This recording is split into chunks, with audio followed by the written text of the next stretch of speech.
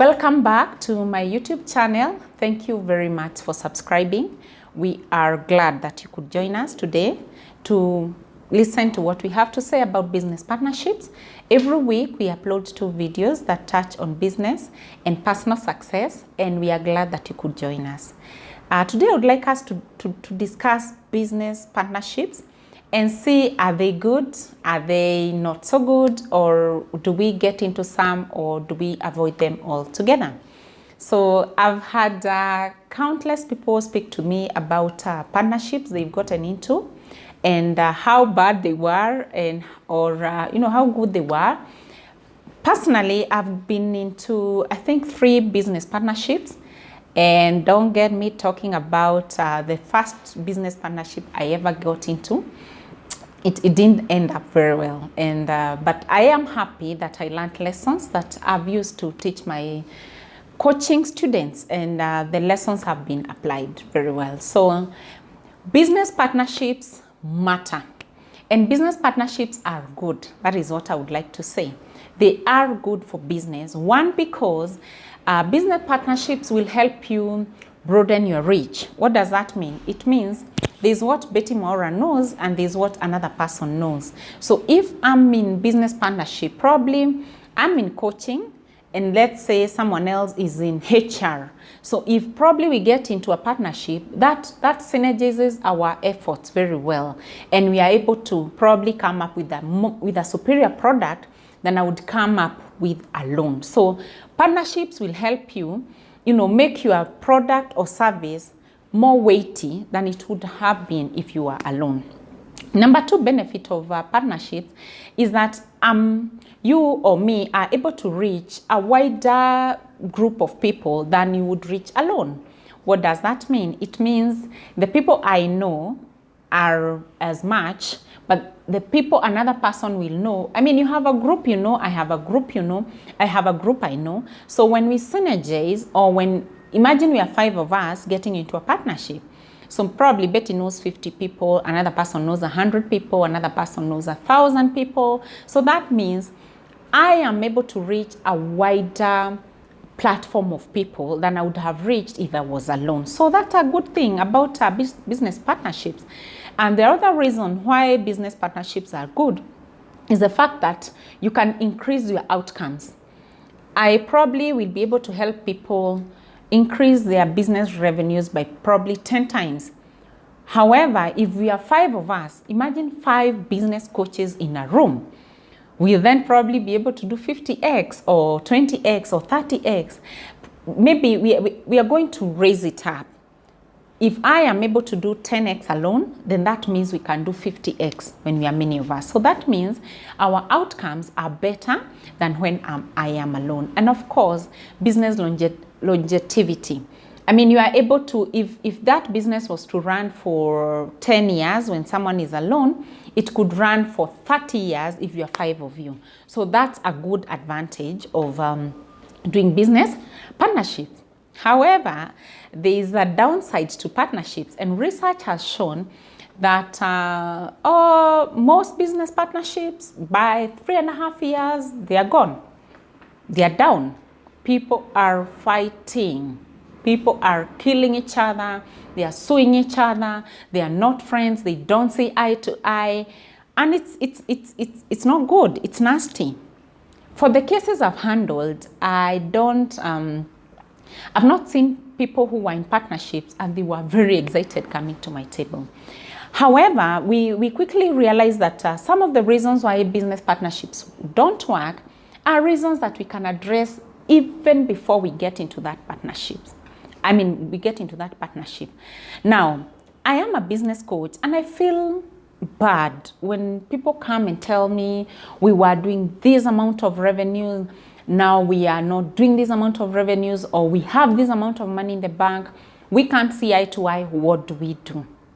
So a business could be doing very well. However, because of personal reasons, the 2 partners cannot see eye to eye, or the 3 partners or the 10 partners, and you end up really bringing down a business. So what would my advice be? Before you join any partnership, And when I mean partnership, I've seen brothers and sisters get into partnerships, sisters and sisters, siblings, friends get into partnerships, colleagues get into partnerships, neighbors get into partnership, former schoolmates get into partnerships, people who live in the same, people who have a common goal, they get into partnership. I see men getting into partnership because they're in a men group. I see women get into partnership because they're in a women group. I see youth, different groups, they get into partnerships.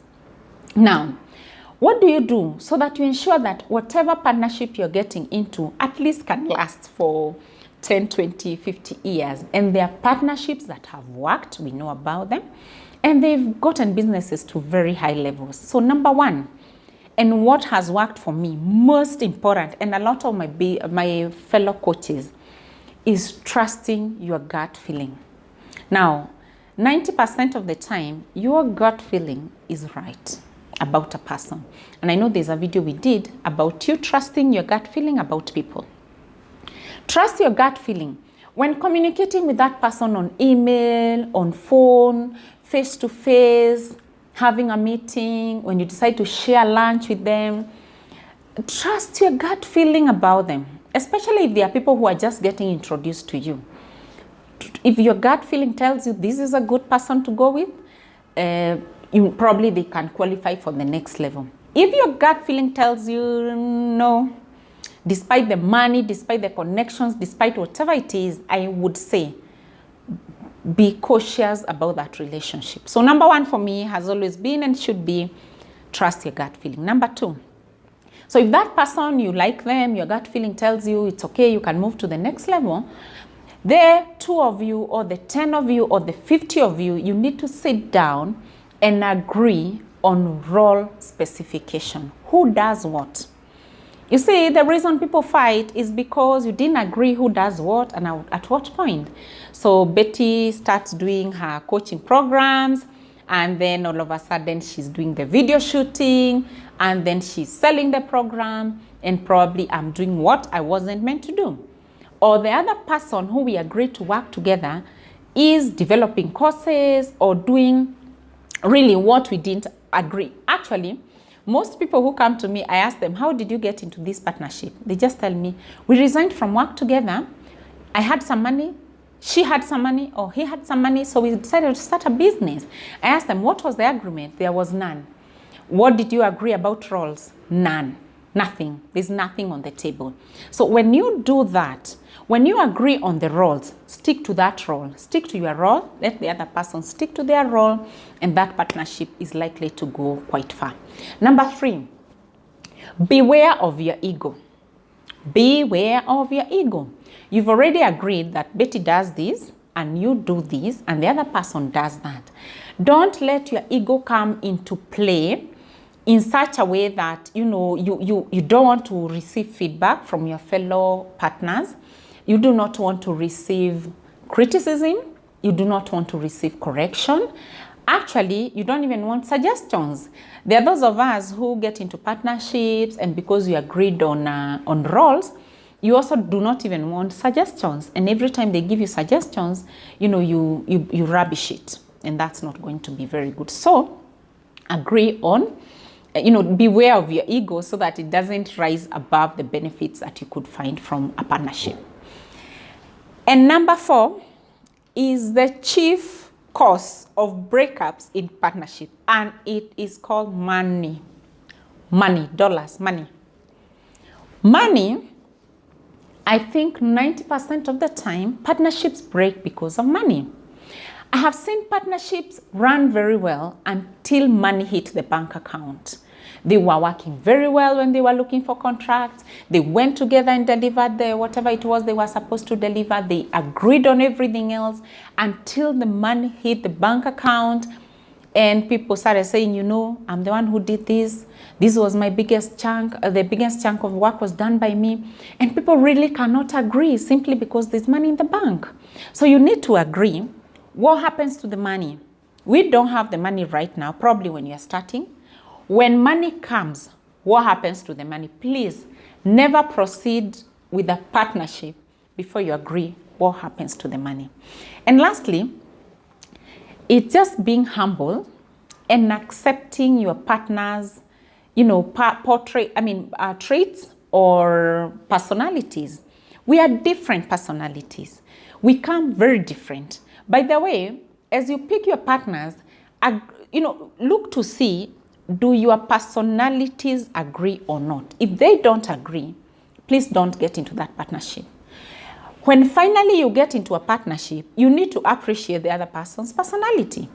Maybe you got into a partnership with someone who makes decisions after 1 month or 1 year, and then you are a person of making decisions.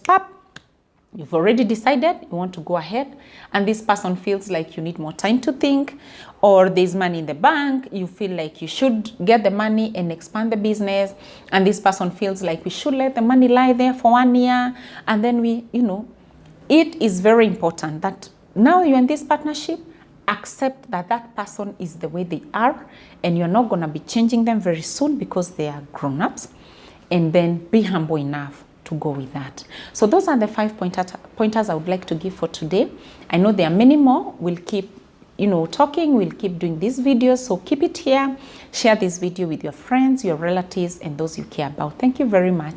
And also give us suggestions of what you would like us to cover next. So I'll see you in the next video. Thank you.